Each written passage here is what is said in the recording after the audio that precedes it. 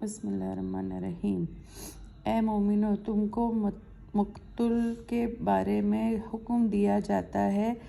قصاص کا یعنی خون کا بدلہ خون یہ ہے کہ آزاد کے بدلے آزاد، غلام کے بدلے غلام، عورت کے بدلے عورت۔ پھر اگر مقتول کی طرف سے قاتل کے لیے کچھ معاف کر دیا جائے تو وارث مقتول کو پوشیدہ طریقے سے مطالبہ کرنا چاہیے اور قاتل کو خوش اسلوبی سے ادا کرنا چاہیے۔ تمہارے رب کی طرف سے یہ تخفیف سزا ایک شاہانہ ترحم ہے۔ پھر جو اس کے بعد حد سے آگے بڑھے گا اس کے لیے آخرت میں بڑا دردناک عذاب ہوگا۔ اے فہم رکھنے والو، یہ قانون قصاص تمہاری جان بچانے کے لیے ہے۔ امید ہے کہ تم اس قانون کی خلاف ورزی سے پرہیز کرتے رہو گے۔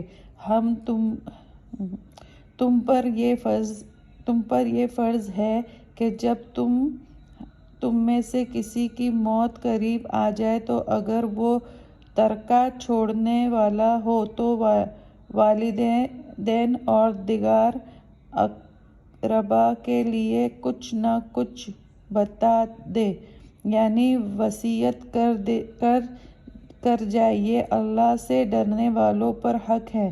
پھر جو اس وصیت کے سننے کے بعد اس کو تبدیل کرے گا تو اس کا گناہ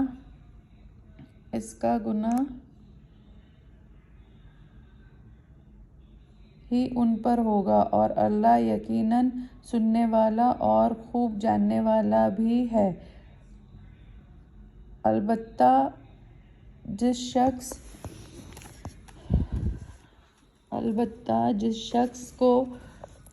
شخص کو وصیت کرنے والا کی جانب سے کسی بدعنوانی کی یا کسی جرم کی ارتکاب کا اندیشہ ہو، پھر یہ شخص ان میں آپس میں مصالحت کر دے تو اس پر کوئی گناہ نہیں۔ اللہ تو خود معاف کرنے والا رحم والا ہے۔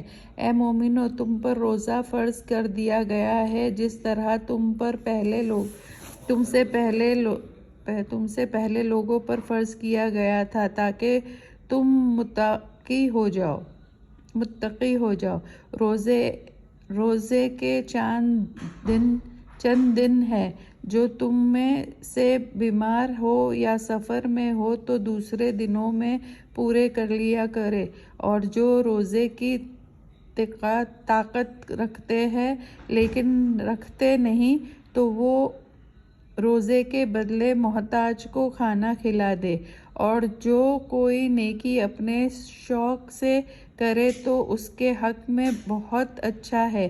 اگر تم روزہ رکھو تو تمہارے لیے بہت ہی اچھا ہے۔ اگر تم جانو، روزوں کا مہینہ ایسا مبارک ہے جس میں قرآن مجید اول اترا تھا، جو لوگوں کے لیے ہدایت ہے، جس میں ہدایت کی کھلی نشانیاں موجود ہیں، اور جو حق و باطل میں فرق کر دیتا ہے۔ جو اس مہینے میں تم میں موجود ہو اس کو چاہیے اس مہینے کے پورے روزے رکھے۔ جو بیمار ہو یا سفر میں ہو تو دوسرے دنوں میں پورے کرے۔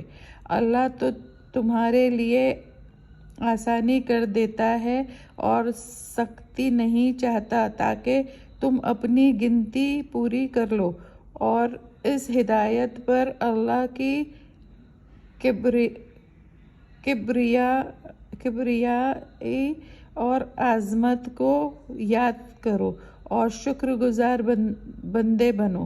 اے رسول صلی اللہ علیہ وسلم، جب میرے بندے تم تم سے میرے بارے میں دریافت کرے تو تم کہہ دو کہ میں تو تم سے بہت قریب ہوں، میں تو دعا مانگنے والے کی دعا قبول کرتا ہوں جبکہ وہ دعا کرے تو